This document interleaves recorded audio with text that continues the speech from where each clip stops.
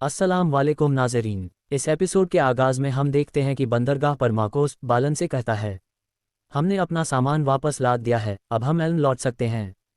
तो बालन कहता है, मैं अपने लोगों के सामने खाली हाथ खड़ा नहीं हो सकता मार्कोस, अगर वो हमें याफा में व्यापार करने की इजाज़त नहीं देते तो हम आका बंदरगाह जाएंगे। मगर मार्कोस कहता है, मुझे ये कहते हुए अफसोस हो रहा है कि बादशाह माले का हुक्म सिर्फ याफा के लिए नहीं बल्कि तमाम बंदरगाहों के लिए है। और बादशाह का फरमान बालन को देता है।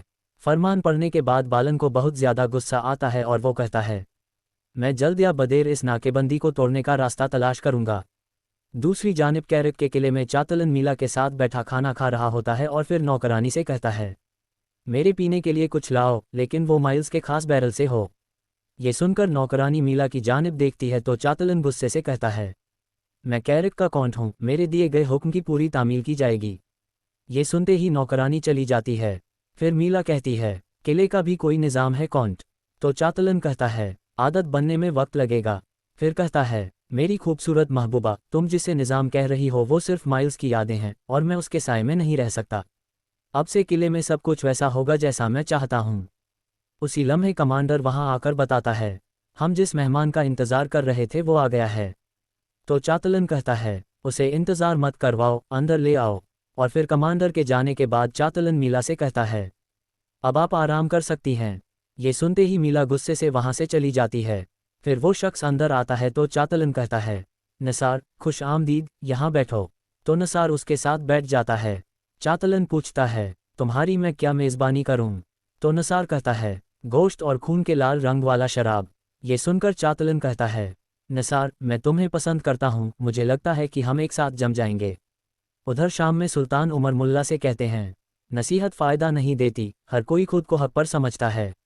मेरे पास क्या रह गया है, तकलीफ़ की हालत। तो उमर मुल्ला कहते हैं, तकलीफ़ की हालत अंदर को सुकून देती है मेरे सुल्तान, आप सुकून महसूस करेंगे। आपकी ये तकलीफ़ मुसलमानों और आपके बच्चों को एकजुट रखने के लिए ज़रूरी है। ये मत भूलिए कि आखिरकार अल्लाह को मानने वालों की हमेशा फ़तह होती है। दूसरी जानिब कैरिक में रात से सुबह हो जाती है। चातलन नसार के साथ किले के पास एक जगह पहुंचता है।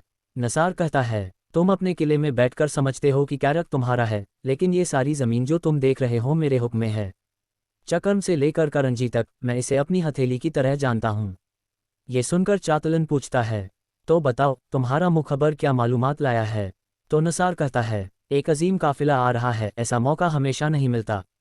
काहिरा के व्यापारियों का काफिला और उन गाड़ियों में कीमती सामान लदा हुआ है।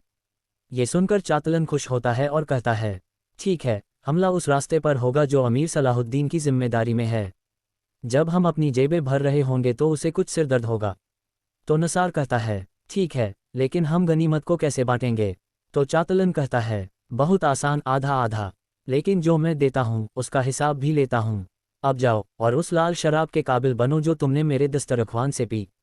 दूसरी जानिब काहिरा में ताजिर काजी फाजिल के पास मौजूद होते हैं। एक ताजिर कहता है, काजी फाजिल देखो, यहाँ आने वाले काफिले में पूरे काहिरा का सामान है। हम ये यकीनी बनाना चाहते हैं कि ये सामान महफूज तरीके से पहुँचे। तो काजी फाजिल कहते हैं, मैं जानता हूँ कि ये काफिला आप लोगों के लिए कितना अहम है, शक न करें काफिला सही सलामत पहुँचेगा। फिर दूसरा ताजिर कहता है, पिछले वज़ीर इसकी ज़मानत देते थे, लेकिन वज़ीर सलाहुद्दीन तो काहिरा में भी नहीं हैं। तो काजी फाजिल कहते हैं, मैं वज़ीर सलाहुद्दीन के नायब के तौर पर आपसे वादा करता हूँ। हमने काफिले की हिफाजत के लिए बेहतरीन दस्ते मुकर्रर किए हैं और ताजिर जमशेद उनकी क़ियादत करेगा। आपका सामान महफूज तरीके से पहुँच जाएगा, तसल्ली रखें। दूसरी जानिब जंगल में यारू की शिकार की तलाश में होता है। वो एक शिकार मार गिराता है। बहादुर कहता है, मेरे हुजूर होशियार रहें, वहाँ जंगली भेड़ियों के ठिकाने हैं। यारू की अभी निशाना बना ही रहा होता है कि वज़ीर सलाहुद्दीन सामने आ जाते हैं। यारू की कहता है, जंगली भेड़िए वहाँ नहीं बल्कि इस रास्ते पर हैं, देखो एक तो निकल भी आया। तो वज़ीर सलाहुद्दीन कहते हैं, कोई जंगली भेड़िया नहीं, ये सब तुम बेहतर जानते हो यारू की। दूसरी जानिब एक बड़ा काफिला जमशेद की क़ियादत में काहिरा की तरफ रवां होता है। कुछ देर बाद जमशेद परेशान होकर कहता है, क्या तुम भेड़ियों की आवाज़ें सुन रहे हो? नहीं, ये डाकुओं की आवाज़ें हैं। फिर वो रुकने का कहता है और अचानक नसार अपने सिपाहियों के साथ हमला कर देता है। काफिले पर हल्ला बोल दिया जाता है। जमशेद के सिपाही बचाव करते हैं लेकिन ज़्यादा देर तक टिक नहीं पाते। उधर वज़ीर सलाहुद्दीन यारूकी से कहते हैं, मैं यहाँ बात करने और हमारे बीच मसला हल करने आया हूँ। यारूकी कहता है, तुम खून की लड़ाई को सिर्फ एक मसला कह रहे हो। सलाहुद्दीन कहते हैं, ऐसा न करो यारुकी, चीज़ों को मुश्किल न बनाओ। हम एक साथ पले बड़े हैं। मैं ऐसा आदमी नहीं हूँ जो चाहे कि तुम गिर जाओ। अगर मैंने तुम्हारी तौहीन की है तो मुझे माफ़ कर दो। यारुकी कहता है, क्या तुम्हें सुल्तान का हुक्म मिला है? सलाहुद्दीन कहते हैं, ये शर्मिंदगी ज़ाहिरी नहीं बल्कि दिली है। मैं यहाँ न होता अगर मुझे यकीन न होता कि मैंने गलती की है। सुल्तान हमारे बीच जो कुछ हुआ उससे नाराज़ हैं। यारुकी पूछता है, क्या तुमने सुल्तान को बताया कि मुबारज़ा ख़त्म होने के बाद तुमने गद्दारी से हमला किया? सलाहुद्दीन कहते हैं, जो होना था हो गया।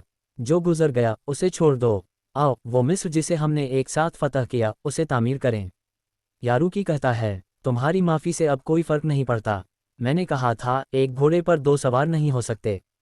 सलाहुद्दीन कहते हैं, मिस्र हम दोनों के लिए काफ़ी है। अगर नहीं तो अपने हाथ में मौजूद कमान खींचो। ये कहकर वो पलट जाते हैं। यारुकी निशाना तानता है मगर आखिरकार कमान नीचे कर देता है। उधर नसार और उसके आदमी काफिले का खून बहाते जाते हैं। जमशेद एक संदूक उठाकर भागते हुए कहता है, ए अल्लाह मुझे बचा। वो लालच में एक और संदूक उठाता है और भाग निकलता है। ये मंजर देखकर चातलन कहता है, यही चीज़ मुझे सबसे ज़्यादा पसंद है। इन आवाज़ों को सुनो, सब जंगली जानवर लग रहे हैं। दूसरी जानिब बादशाह इमलिक एलन के लोगों से कहता है, मैंने ज़ाती तौर पर एलन के लोगों को बंदरगाह पर व्यापार से मना किया था। अगर तुम मेरे हुक्म के मुताबिक हुकूमत नहीं करोगे तो कीमत अदा करनी होगी।